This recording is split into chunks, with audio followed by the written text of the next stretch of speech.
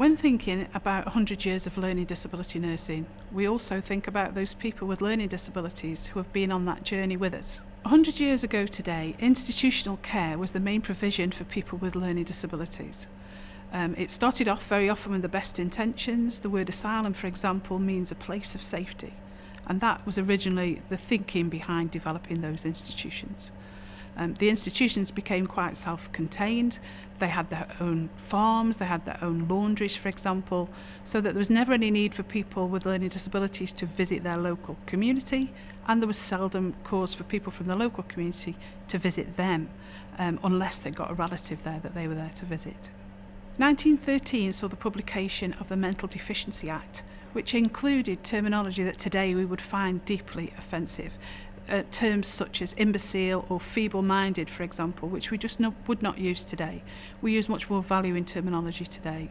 Terminology changes over periods of time. One thing that the Act did do is to compulsorily detain some individuals under this Act who were taken away from their friends and families and put into the institutions. The thinking of the day was heavily influenced by eugenics, and eugenics was an ideology that thought that disability, both mental and physical, could be eradicated from society.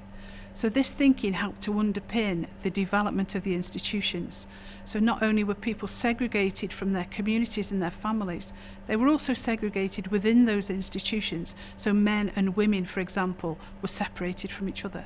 The 1920s to the 1940s saw expansion of the institutions both in size and in number.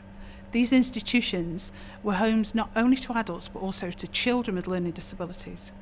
In 1944, the Education Act stated that children with learning disabilities were ineducable. So of course these children were not eligible to an education, lived in the institutions. So you can see from this that the eugenics, even though it was becoming discredited at the time, was still having an influence on policy. The move to community care from institutional care came slowly.